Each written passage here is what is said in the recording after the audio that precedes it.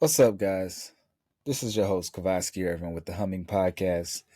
Thank you so much for listening. We are now streaming to Facebook, YouTube, X, and we will be having this posted on Spotify, and we also will have this posted on Apple Music or Apple Podcasts as well. Um, but today, I got a very special. I'm gonna read Beauty and the Beast. I got a very special one for you guys. It's not every day that we get the chance to read together. It's I just got out of church. Before I went to church, I shot a podcast. It was kind of short and sweet, but right now I'm just gonna read this book and maybe shoot another podcast in just a bit. But I'm running off of very little sleep. But God is good. God is good, and I'm thankful and I'm happy to do this with you guys and for y'all right now. Okay, so here's the story about a woman, a beast, a family, a village, and a mansion. And it goes like this. Once upon a time, there lived a wealthy merchant who had 3 daughters. They lived a comfortable life in a mansion by the sea. While 2 of his daughters wasted their father's money on extravagant clothing, the youngest daughter, Beauty, helped the family as much as she could, dressing simply and working hard at her chores. One day, the daughters overheard gentlemen in the courtyard saying that the merchant's ships had sunk in a storm. "He's got nothing left," said one of them, shaking his head. "He's ruined." To save his business and his fortune, the desperate merchant traveled the next day to a big city. He asked the bankers there if he could borrow the money, but the bankers refused. Sadly, the merchant began his long trip home. He hardly noticed the falling snow as he thought about his daughters. As he had left to see the bankers, the eldest two had asked for jewels and gowns. Beauty had asked for a single rose.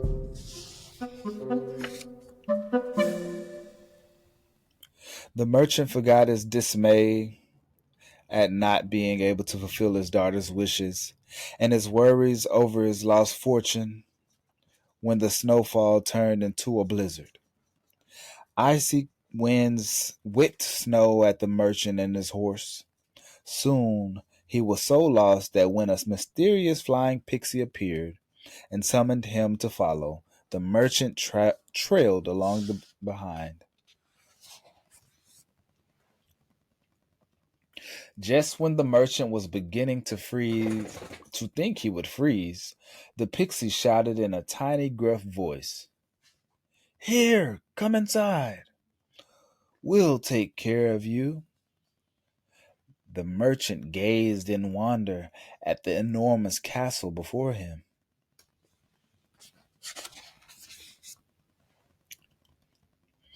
After he had settled his horse in the barn with sweet hay, the merchant followed the pixie into the castle. "Come sit by the fire," chattered the pixie. "You must be very cold and hungry."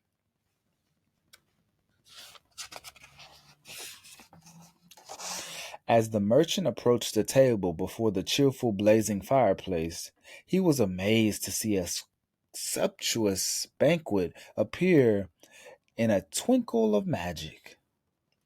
"Eat!" exclaimed the pixie, chuckling at the man's surprise. "Thank you so much for your kindness," said the merchant gratefully. He sat and ate until he could eat no more.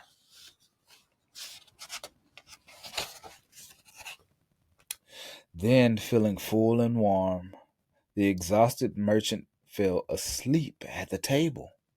Even the pixie, warmed by the crackling fire, dozed off into a dreamless sleep. As they slept, a great hulking figure watched silently from the balcony.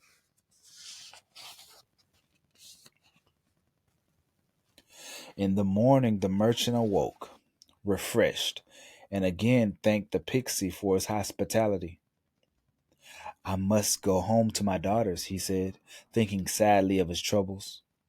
As the merchant passed through the arch, he stared in wonder at a rose bush blooming magically in the snow. The roses reminded him of Beauty's modest request, and he reached to pick one of the graceful flowers. No! Cried the pixie, but it was too late.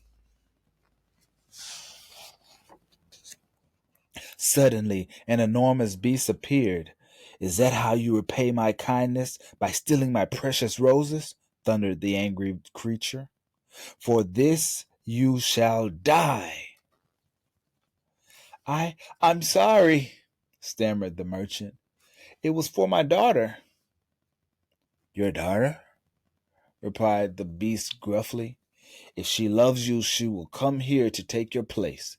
But if she does not, then you yourself must return within 3 months. Now go!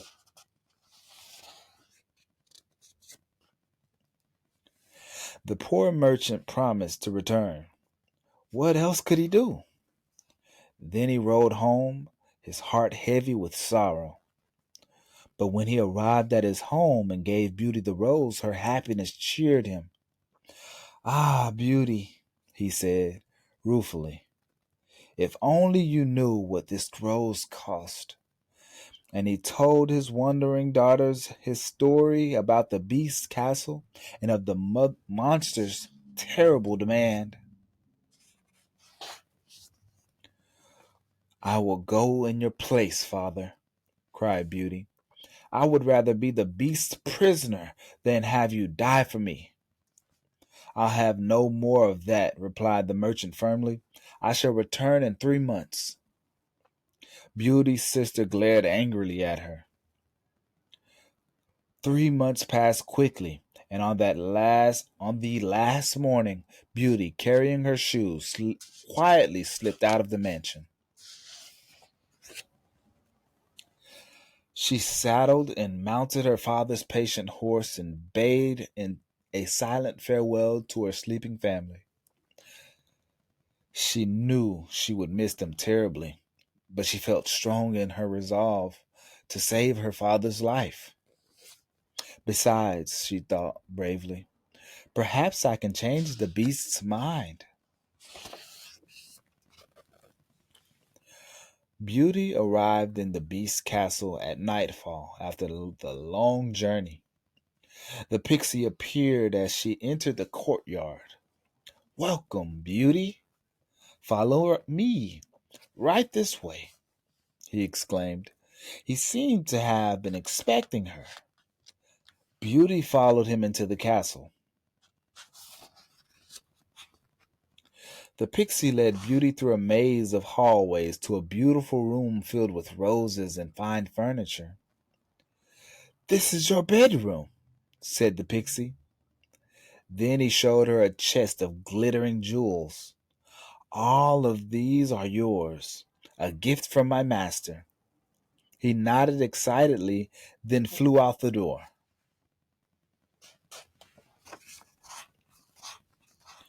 Beauty explored the room, gazing in wonder at the roses, the jewels, the furniture, the closet filled with beautiful clothing. She took her simple traveling clothes and tied on an elegant gown. Suddenly, the pixie appeared again. Oh, you look marvelous, he sputtered. My master will be so pleased. Just look at yourself in the mirror.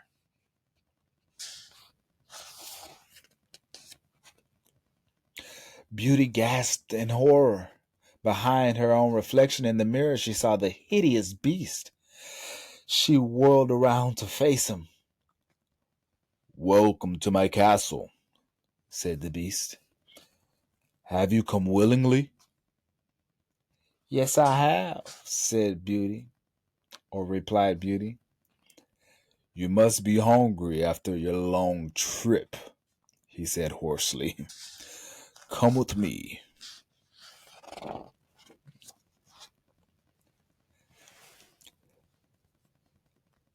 The beast led Beauty to the enormous living room, where a table had been set for one. Although she felt relieved that she wouldn't have to eat with the frightful beast, Beauty was touched by his kindness. He bade her good night, and she ate her dinner.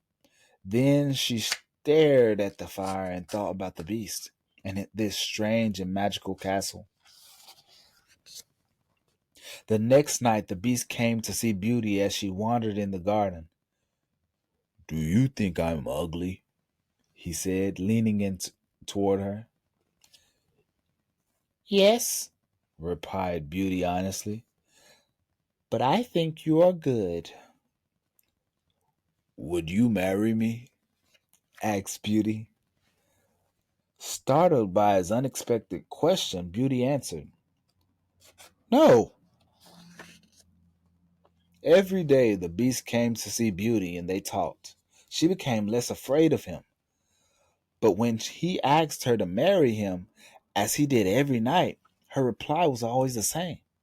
One day Beauty looked into the magic mirror in her bedroom and saw her father. He was holding a picture of her, and he looked very sick.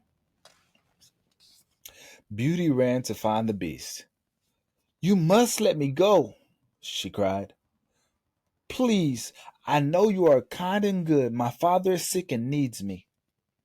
"Then go," said the beast quietly. Sorry, I yelled that, but he said it quietly. "But promise me you will come back before 8 days have passed." "I promise," whispered Beauty. They're kind of whispering, so I'm yelling. Beauty rode home as fast as her horse could go. "Father," she cried, hurrying to the mansion. "Beauty, you are alive and well," exclaimed her father, hugging her tightly. "The evil beast didn't hurt you." "No, father," replied Beauty. "He's only a monster on the outside. Inside, he's generous and sweet. But how are you?" "I shall be fine, now that I know you are well," said her father, smiling. The days passed quickly, and on the seventh night the pixie came to Beauty while she was sleeping. He whispered in her ear, "Beauty," and Beauty dreamed that the beast, forlorn and alone, waited for her, his desperate hope that she would return slowly fading. In the morning, Beauty told her father and sister that she must return to Beast's castle, and as she has promised. Her sisters, jealous of her fine gown and jewels, tried to keep her from going, but Beauty waited until they were busy. Then she slipped outside. "The beast needs me," she thought. "I must go to him." Beauty patted the horse's neck, running like the wind. She said to him, "I fear the beast is dying. He must kind to me. Oh, he was kind to me. He trusted me. I see now that beneath his ugliness he has special beauty." The pair raced through the forest toward the beast's castle.